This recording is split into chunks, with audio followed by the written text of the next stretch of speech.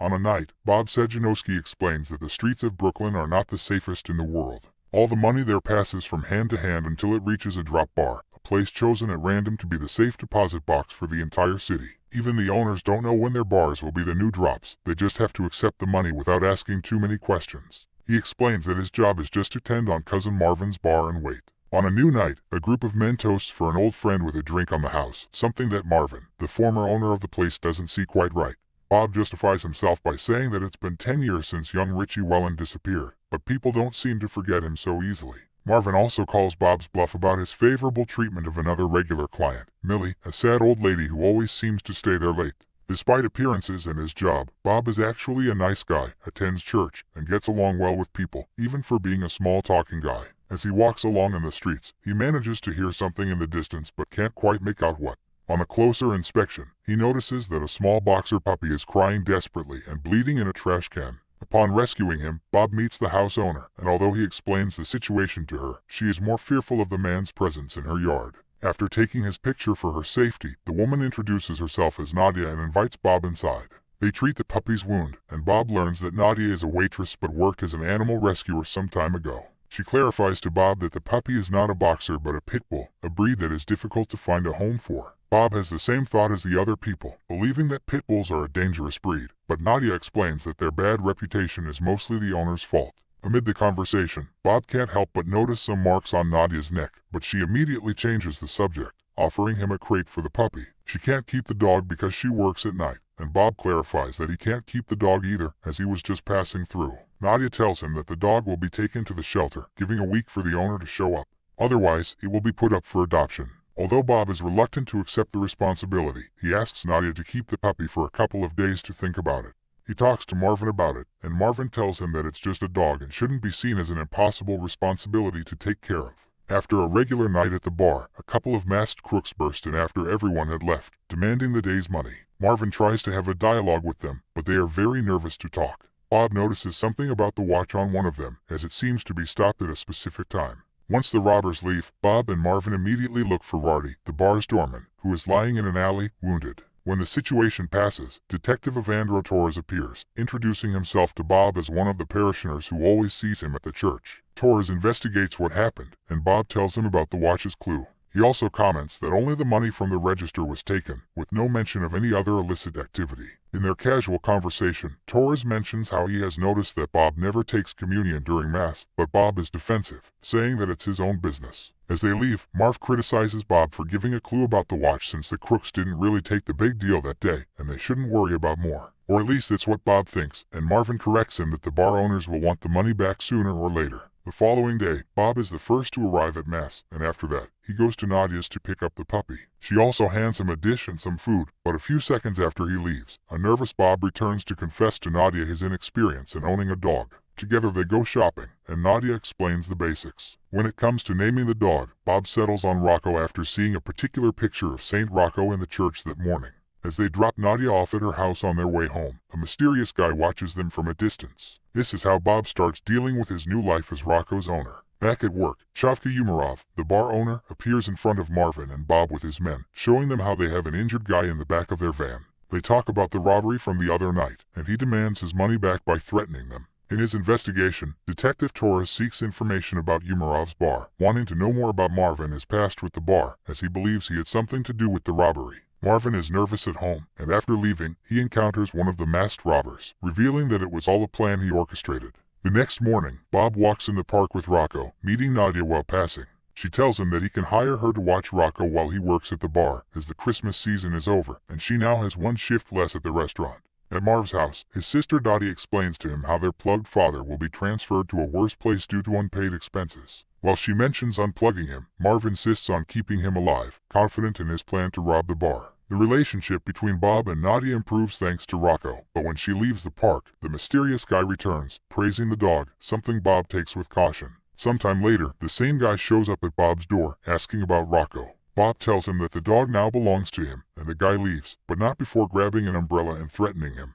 On an outing with Nadia, she comments on how Bob is the only one who doesn't ask about her bruises, and he responds by saying that it's none of his business. She confesses to having hurt herself with a potato peeler during one of her relapses. The outing ends abruptly when a waitress asks them to leave because of Rocco. Marv tells Bob about his nervousness about the Umarov affair, feeling that he is being spied on, and Bob mentions the guy looking for his dog. Going out to fix some trash cans, Bob comes across a bag full of money and an arm in it, believing it to be the same money stolen the other night, as it has the same stopwatch on its wrist. He takes it upon himself to bag the arm, with Marvin praising him for how he seems to handle everything professionally, but reproaching him for mentioning the watch clue the other night.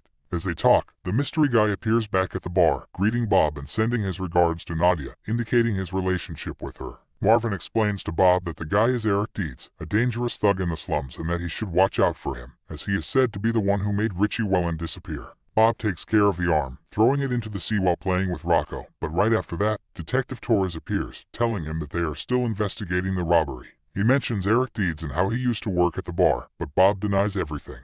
He then goes to Nadia's to drop Rocco off. He mentions Eric Deeds, starting a small argument with her that concludes with Nadia leaving in a huff. After telling Marvin about this mishap, Umarov shows up at the bar. Bob offers him a drink and the money, which he accepts and comments on how the next drop job is during the Super Bowl night. Bob stops by to pick up Rocco, and Nadia apologizes for her attitude. He's just concerned about her relationship with Deeds and that Deeds is harping on Rocco. Nadia confesses that Deeds used to be her boyfriend, but after a while, their relationship became complicated, so they split up. Bob doesn't judge her and says neither he nor Rocco blame her for anything. She asks him about his relationship with the bar, and Bob tells her that Marvin is actually his real cousin, so they've known each other for a long time. Bob used to be in a crew before, which managed to make a buck back in the old days, but he gave up that life, and now he just hangs out at the bar. In parallel, Marv is looking for Fitz, one of the accomplices in the robbery, who tells Marv about his brother's disappearance. Marv tells him about the Super Bowl job, but Fitz prefers to keep his distance. Before leaving him, Marv asks to close the car's trunk, but when Fitz does so, Marv runs him over from behind, leaving the crime scene in a new car. Bob leaves Nadia at her house, and when he returns, he finds the umbrella that Deeds took a few days ago in Rocco's cage. Marv meets Deeds in a coffee shop and tries to have a dialogue with him. Apparently, Deeds doesn't like the idea of Bob feeling superior with his dog, so Marvin offers him a solution to their problem. Detective Torres manages to get his hands on Deeds' file and is curious by what he reads, knowing something else about his story. Bob goes to Deeds' house, and Deeds tells him he will let all go if he gives him 10 grand the next day. If he doesn't, he'll go to the police and have his dog back to torture it at his pleasure. Bob then visits Marv and explains that they will have temporary employees for the Super Bowl night. Bob tells him about his suspicions regarding the robbery and how Marv had something to do with it, but Marv gets angry and asks him to leave. Instead of going with Bob for the money, the next morning Deeds breaks into Nadia's house and forces her to go on a date that night, much to her dismay. That night at the bar, the customers arrive as Bob keeps nervously attending to them and tending to Umarov's dirty jobs. Everything seems to get worse when out of nowhere, Nadia appears accompanied by Deeds. Bob talks to the guy and asks him why he's there with Nadia and why he didn't look for the money in the morning. Deeds doesn't give many answers and talks to Marv on the phone, who tells him not to do anything rash. Instead, when the bar closes, Deeds is left alone with Nadia and Bob, who gives him the money but, not pleased enough, he asks to check the safe in just 4 minutes. He threatens to hurt Nadia and asks to see Marv. Bob tells him about how Marv used to be a crook and a gambling lover years ago. Then, one day a guy came into the bar and left with a debt. The kid went to Atlantic City, where he managed to get his hands on 22 grand, managing to pay Marv back.